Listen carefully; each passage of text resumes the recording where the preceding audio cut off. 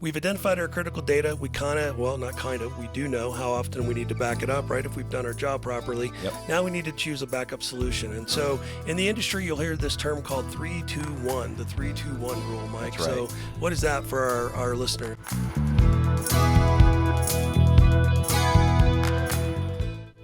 Hi, I'm Eric. Hi, I'm Mike.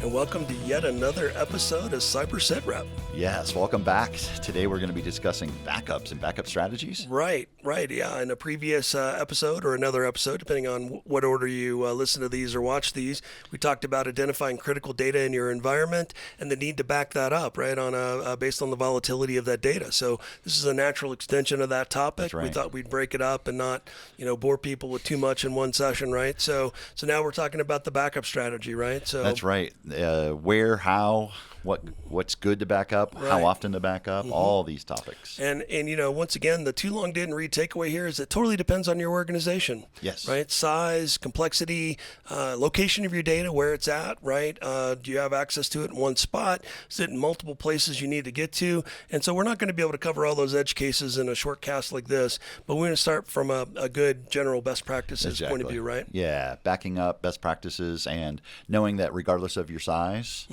you need to back up that data.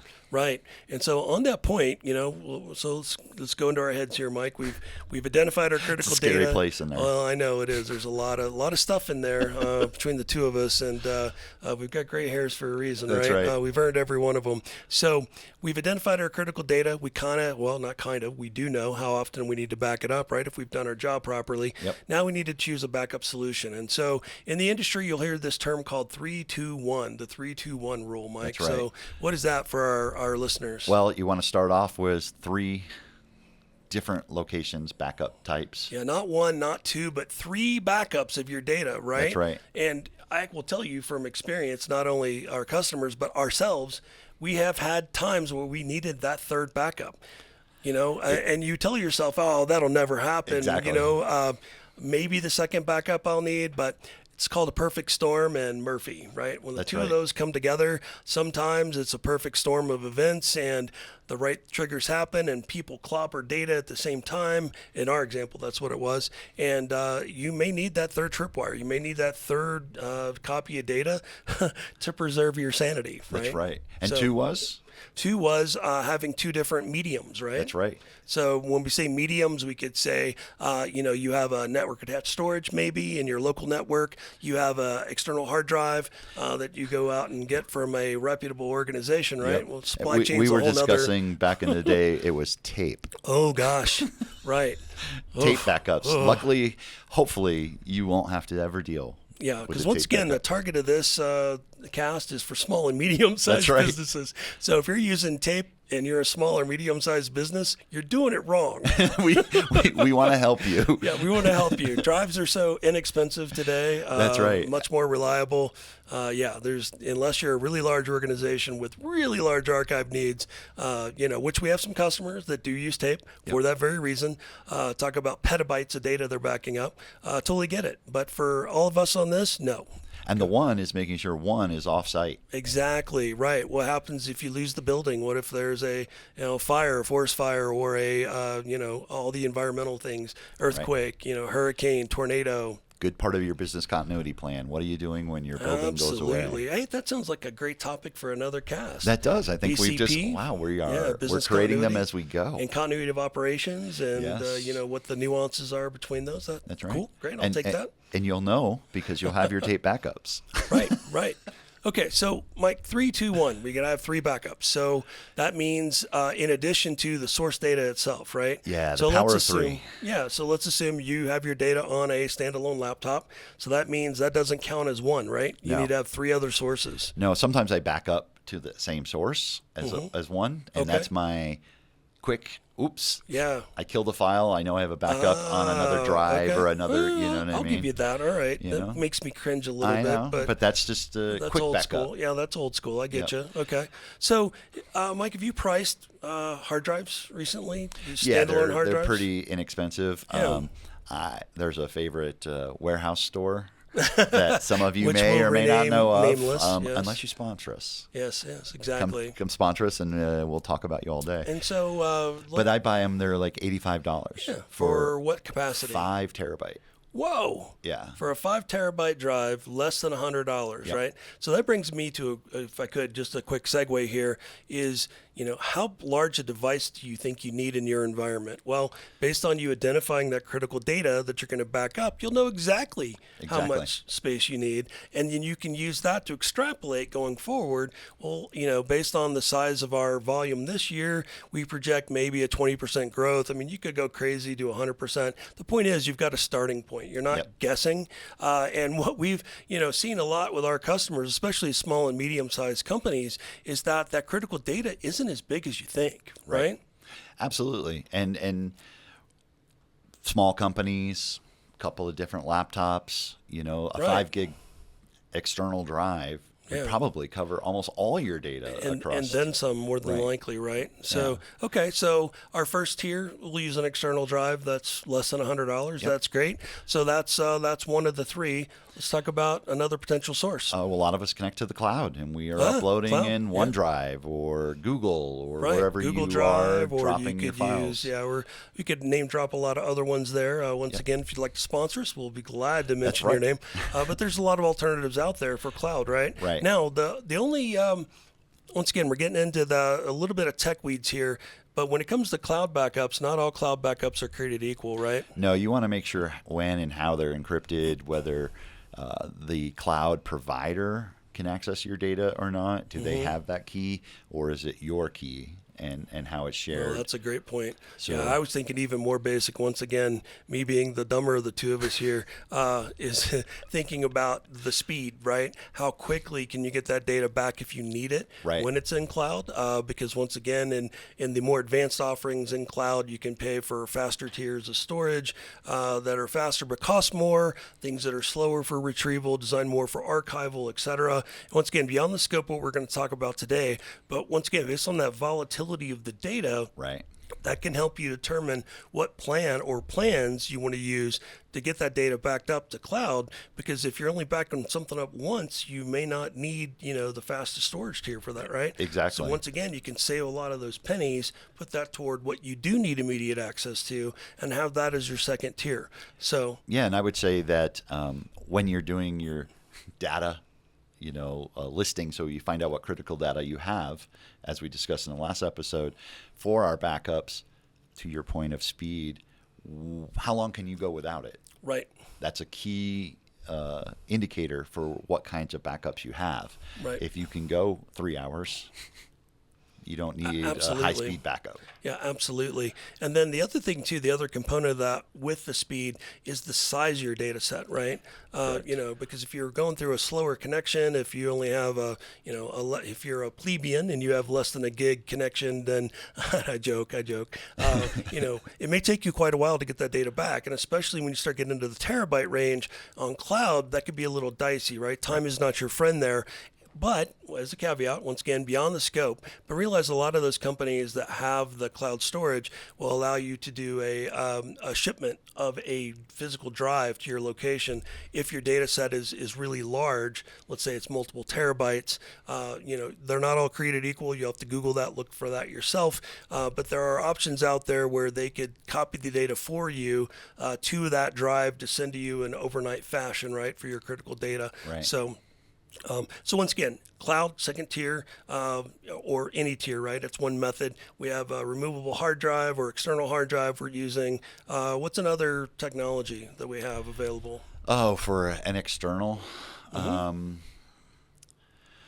cloud, there are companies that will set up, they're kind of cloud in the sense that they're doing it for you, or they'll let you pick a technology. You can share it into your Azure or into your Google Workspace. Right. But there are a lot of companies out there that sell you backup software that has either their own cloud solution or where it's bundled, it's kind of a bundled deal to help you with your backups. So it looks more like a local backup, but it's really a cloud-based backup solution that they've sublet space from, right? Exactly. That's cool. And a lot of times those solutions, if you want them on premises, they'll be like give us a spot, and we can, like Sure. a NAS, and you Sure. can back it up to yourself. Yeah, that's awesome. Yeah, and then it gets into like colo arrangements and things like that for data centers, which is great. The one thing that we like to use a lot is network attached storage as well. Yep. It's just an additional tier, right? So, we have it segregated to our corporate network, very tightly controlled, but we have our data there so anybody can get to it. The nice thing is,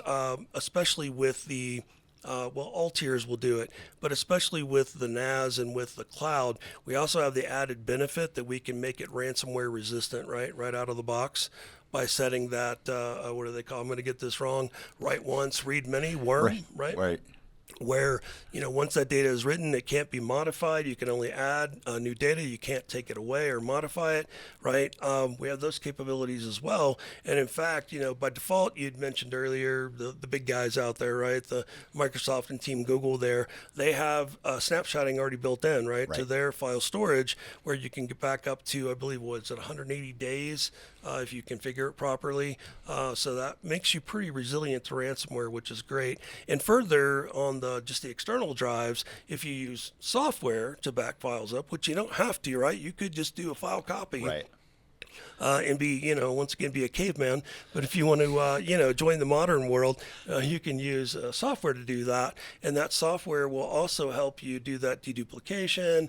It'll do that write once, read many, make it snapshotable, et cetera, to make your data more resilient, right? Yeah, the software really helps too with that. Files that have changed get backed up. Exactly. And the files that have not changed, you don't have to worry about the time, speed, energy, money, whatever it takes to get it backed up. Right. And once again, I'm really not trying to, besmirch people that do the manual method. Whatever works for you is fine. But the problem is, to Mike's point, as you have files that change, a lot of your critical data, if it's dynamic and changes, and just the sheer scope of data, if you have a terabyte of data versus 100 gig of data, the time it takes to back up a terabyte versus 100 gig is pretty noticeable, right? Even on modern SSDs. So it's a balance, right? Which, once again, we've identified that critical data, and we're not backing everything up all at the same time every time, right? Right. And to the one, we need one offsite. Yes. The reason for that is everything we've mentioned so far. If you kept it connected to your network or your device, and you get ransomware, so does your backups. Right. So we want one of our backups to not be touching anything. Right. Yeah, and then in the military, we use the term go bag, right? Yes, so exactly you have your right. go bag ready to go if you ever need to bug out, and you get called up to do a short-term assignment, etc. Or in the event of a natural disaster, you have a kit where you're ready to go, where you can be self-sufficient. So like your driver's license, your passport, your money, your backup data. Right. They're going to think that we were in the CIA. We were not. We were not. We were not. But, to the point, right? When you have an external drive, have that critical data on there, keep it off-site. Multiple companies, and this was a big thing up until fairly recently, a lot of companies actually had off-site backups at banks, right? As they would use a safe deposit box, back up their data on a weekly or whatever their frequency was, and then take that over to the bank safe deposit box for safekeeping. And then they would rotate those drives as they updated data. So they always had at least a week previous worth of data for their organization. So, worst case, if their building burnt down and they had to go back to that one drive worth of data, they would have only lost a week's worth of at files. Most, yeah. Right. Yep, at most. Which, I think most people can probably recover from that. Yeah, and a good thing maybe if, just thinking in my head, if we have partner companies like Corvus and Digital Beachhead, share each other's backups. Right. I keep yours, you keep mine. Sure. And we keep it safe for each other. And, that brings up a great segue into the topic of data at rest encryption, right? Yeah. So how do I know that Mike's not going to go through our drive and pilfer our data and use it as competitive advantage? One, because we like each other. Two, because we're partners.